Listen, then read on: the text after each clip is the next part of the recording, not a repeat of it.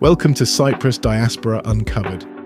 In this episode of Cyprus Diaspora Uncovered, a distinguished panel explores Cyprus's potential accession to the Schengen area and the strategic opportunities it presents for the island's future. Recorded live at the Cyprus Diaspora Forum on May 8, 2026 at the Amara Hotel in Limassol, Cyprus, the discussion examines how Schengen membership could strengthen economic growth, enhance security, improve regional connectivity, and reinforce Cyprus's position within Europe. Moderated by Georgiades, chairman of the Glafkos Clerides Institute and former Minister of Finance of Cyprus, the panel features Iosif Frangos, managing partner of Frangos Law and Bybloserve, and Tannousis, CEO of Invest Cyprus. Together, the panelists discuss Cyprus's legal and institutional readiness for Schengen integration, the economic and diplomatic benefits of accession, increased trade and investment opportunities, enhanced mobility, and how membership could further position Cyprus as a trusted European gateway for international business. So good day, everyone. I'm Georgiades. I'm the chairman of the Clerides Institute and the former Minister of Finance, and I'm delighted to coordinate this discussion on Schengen, and we shall have this discussion with two good friends and key industry representatives, Joseph Frangos, a well-known lawyer from Larnaca, and Tannousis, who is the CEO of Invest Cyprus. And I think both of you are very, let's say, both of you are absolutely able, ideally I would say, to inform us of the significance of Schengen and why joining it matters. So I suppose we know what Schengen is. It is a practical implementation of a key concept of European integration, of free movement of people. Free movement of people could not have been very free if all the checks and the procedures at the borders were in place. So more than 40 years ago, Schengen was introduced exactly in order to lift all checks from borders, thus facilitating the free movement of people. Cyprus, even though obliged by its accession treaty to fully join, has not done so. Maybe it was not considered a priority for the beginning. Maybe there were some perceptions domestically, but also in Europe, that maybe Cyprus cannot ever be part of Schengen. The truth is, it was only at 2019 that Cyprus officially indicated its willingness to embark on the process, let's say the final process that would see it becoming a full member of Schengen. I will also add, by way of introduction, that good progress has been made. The parliament, and I speak also as an outgoing member of the current parliament, has swiftly ratified every legislation which was Schengen related. And also the administration, the government, has been working hard. This is something which, again, I can confirm, on a very long checklist of prior actions that relate to meeting the eligibility criteria, because Schengen, let me also add, is not just a zone of free and unimpeded movement of people. It's also a zone of security with strict measures and regulations. So it's the responsibility of participating member states to be up to speed and up to standard. So a year ago, here in Limassol, a well-known investor told me that if he were to ask for one thing, it was not something related to tax, not another incentive, not something to do with the way our administration works, it was joining Schengen. So Marius, let's start the discussion with you. Is it really so important for Cyprus as an investment destination that we participate in Schengen, or was what was said to me, or was it an exaggeration?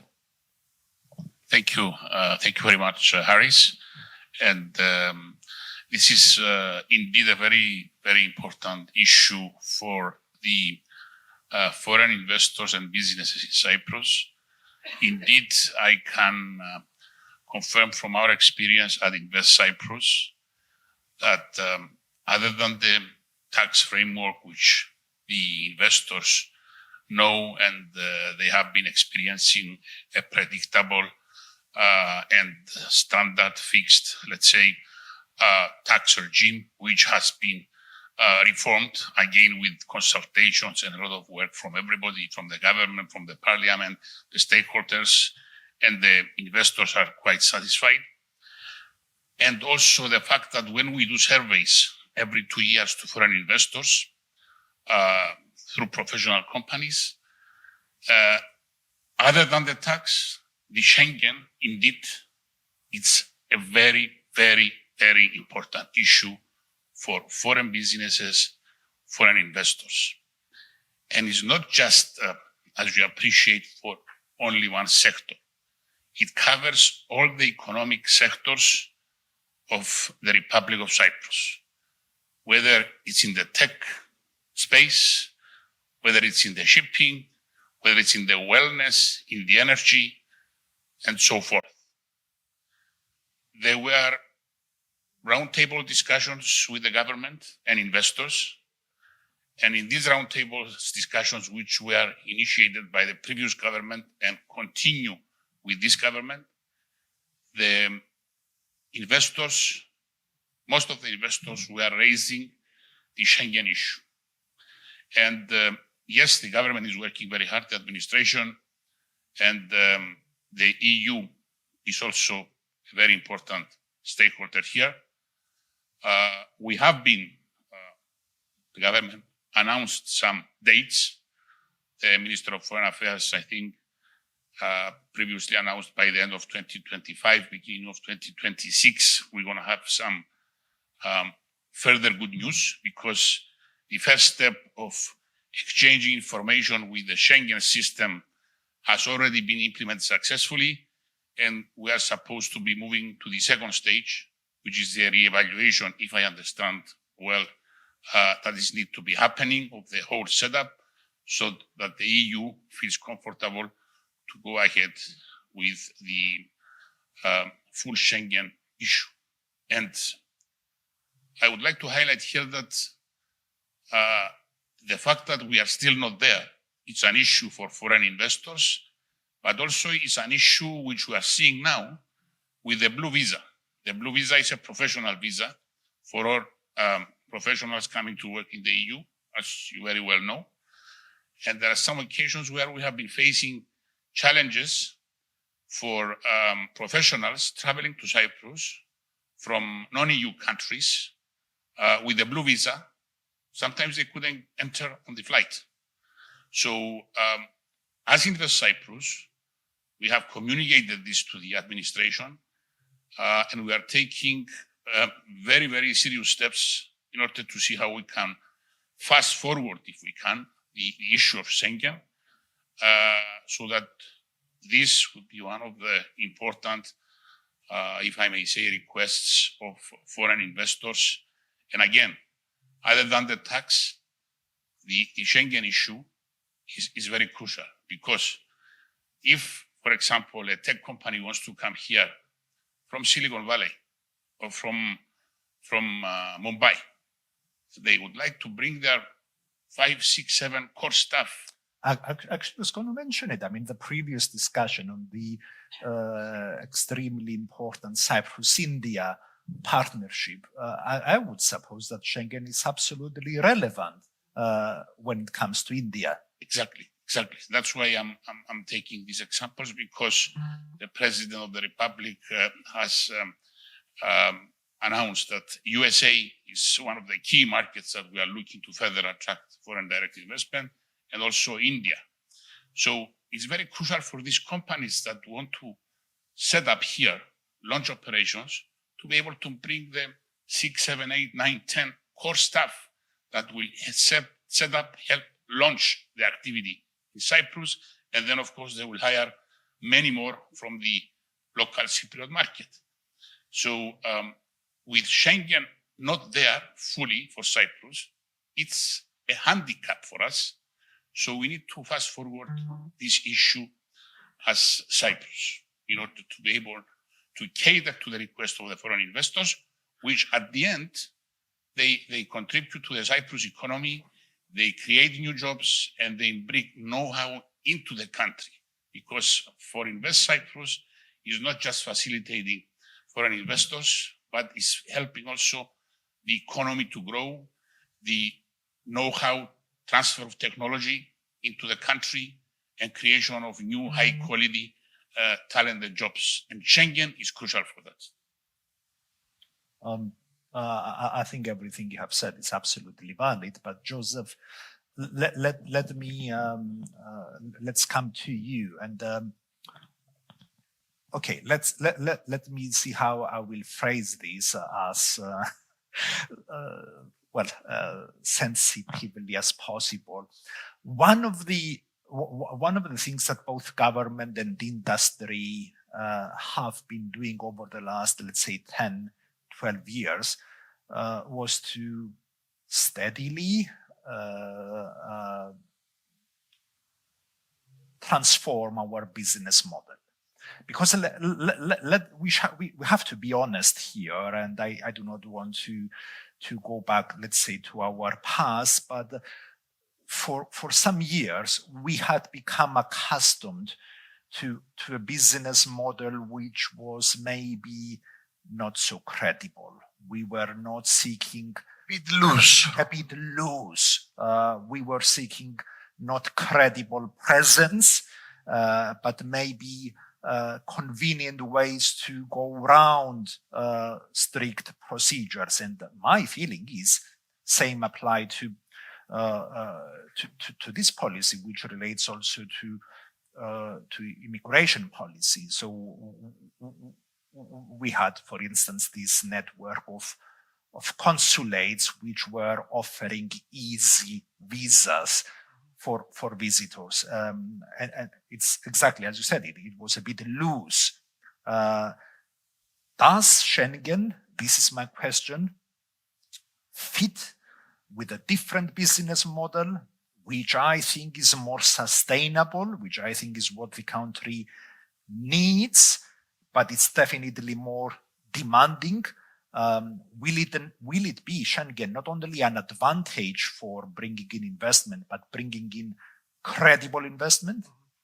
Yeah, I'll touch on your question, and then I'll go back to something, and then I'll return. I think entering Schengen aligns with our vision as a country to bring more people in, to enlarge our permanent population, because we are a service jurisdiction and we need people to be here to work and be served. So I think Schengen is quite crucial, but I will jump into the why I see Schengen be so important in a minute. Prior to that, I will add to what you said earlier, that one of the most common questions I get is, Joseph, when will you enter the Schengen zone? And then it's one of the most difficult questions at the same time, because you are supposed to know the answer. You don't really know the answer. You need to convey optimism to the person you talk to, but at the same time, you are running the risk of being inaccurate. So it's a crucial question that we need to, I hope, to come to a point where we can provide an accurate answer anytime soon. I hope this panel, and maybe Harris, with your background, you could possibly be courageous to enlighten us on the timeline ahead of us. Having said that, I will refer to a real life scenario that I came across recently in an effort to pass on to the audience as to why Schengen is important and how the international, the investment market is looking into it. We are currently engaged with a third country, a large company which is considering making an investment in the energy sector in Cyprus, which also is engaged itself in various other parts of the world in other sectors like IT, data centers, hotels, and construction. And I got the question I usually get the other day by a member of the business development team of this large company, which, by the way, based in a third country. And he asked, when are you joining Schengen? And then I said, well, I tried to do my magic and play around and answer the question. And then I tried to shift away and I asked back, but why are you so much interested in when we will enter Schengen? And then he said, Joseph, now we like Cyprus. We are thinking beyond energy. We are considering, we may be interested in setting up a hotel. We may be interested in bringing a data center here. And then, but our expertise and our teams are spread across a lot of jurisdictions. We may need to bring in people to sit on a meeting. We may need to bring advisors from country A or country B, maybe from France, maybe from Budapest. So we need to be able to move freely. At the same time, if we relocate to Cyprus and we bring our teams at the executive, at the management, at the expertise level to Cyprus and relocate them to Cyprus, they need to be able to move freely, to engage with their colleagues and our teams in other parts of Europe. So, although I always had in mind the discussion on this very practical level,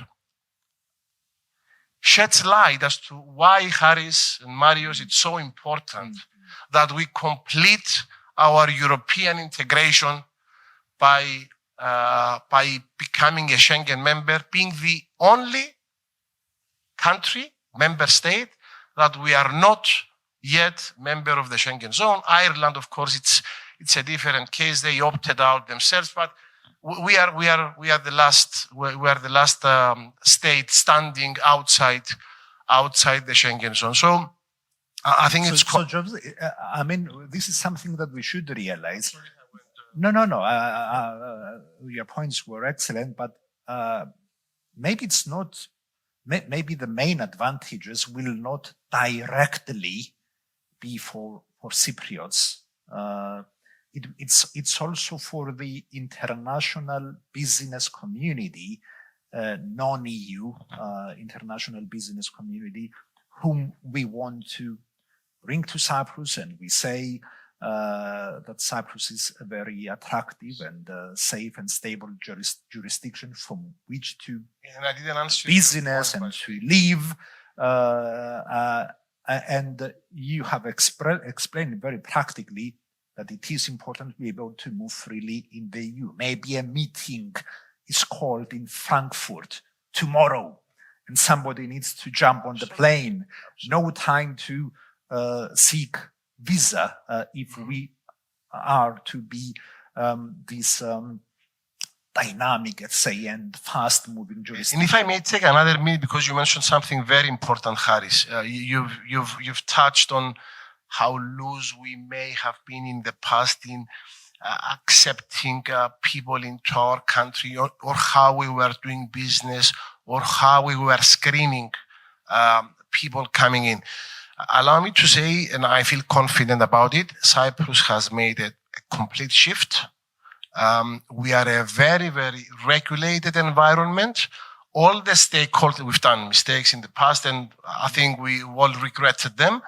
But now the stakeholders, whether this is professionals, banks, regulators, we are all very much on top of our game. So I think we can be courageous, Harry, and we can rely on the experiences of the past, on the knowledge we have obtained, and I have no doubt that we can accommodate. Okay, Maria, suppose you agree on this point that Schengen is actually a part of the creation of a new business model for Cyprus, one which will more credible without being loose or lax, let's say.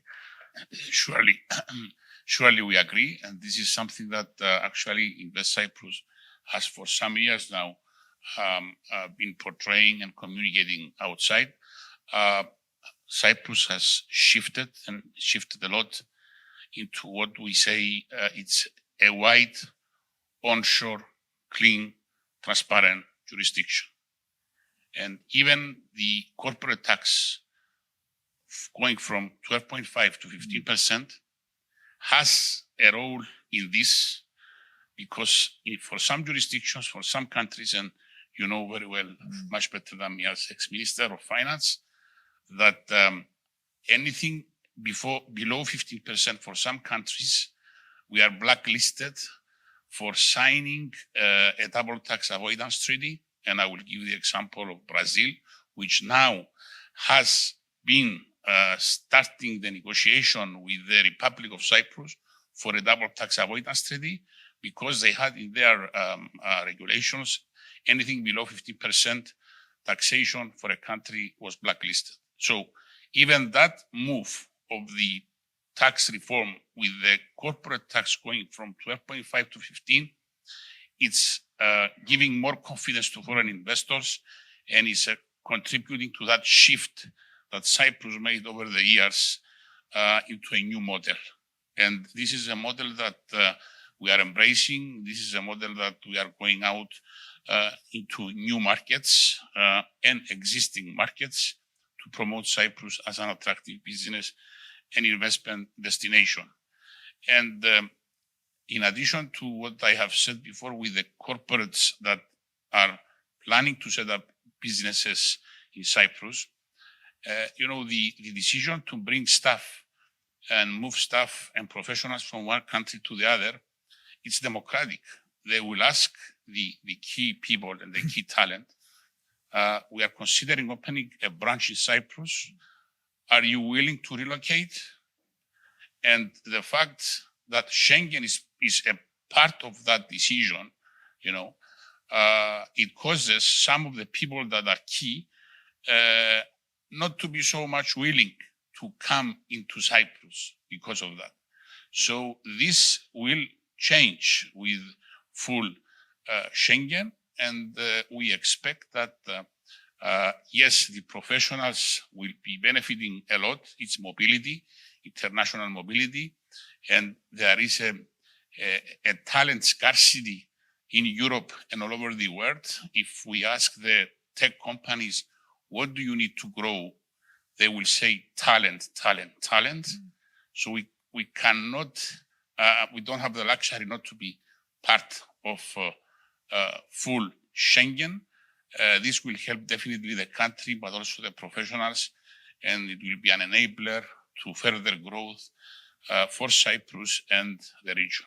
I cannot agree more, and it's a very valid point you made, also relating to the recent tax reform and to the 15% corporate tax rate, which I have been advocating because it remains low, but it gives the sense that we are a more mature, credible jurisdiction, and especially if it is matched by other tax or non-tax incentives, it will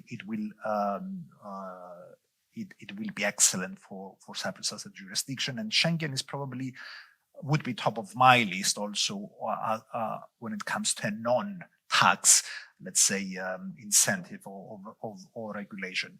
Are there any comments or questions from the audience? Let's take them in one batch, because time is constrained. Let's start from you, sir. Is there any other known roadblock that are still to be overcome? Okay, sir, your question. time frame. Yes. Gentlemen, any comments or responses? And I suppose I will have to give you my view on when it will happen. Maybe I will end the discussion with that. Joseph, any comments? I can try, if I understood correctly the question of the gentleman at the back. Prior to going there, another additional point to note. Because we have in Cyprus also, Harris and Marios, a relatively attractive permanent residency scheme. We are also trying to promote, which basically is addressed not only to the business world, but to retirees or high net worth individuals who opt for Cyprus to obtain a residency, come and enjoy their life, work free and relax and enjoy the weather. Now, imagine how fantastic it would be if those individuals were able to have the Schengen zone and be able to travel to Paris and go to Budapest and go to Frankfurt.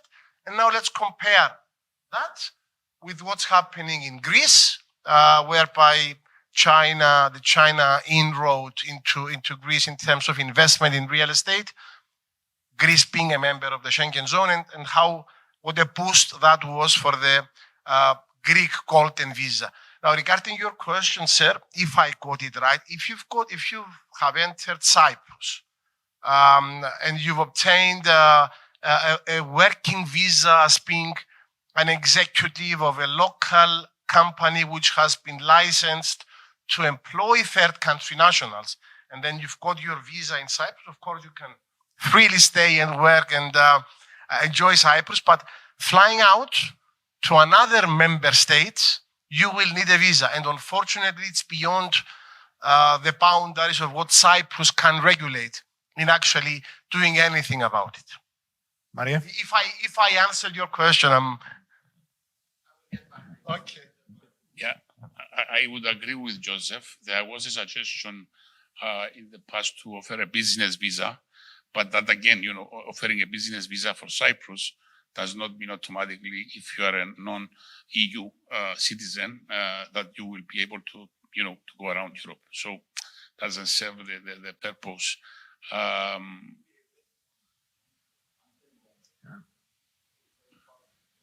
Well, I hope we are close enough not to require a breach, because Harris will elaborate further because he has more information on that.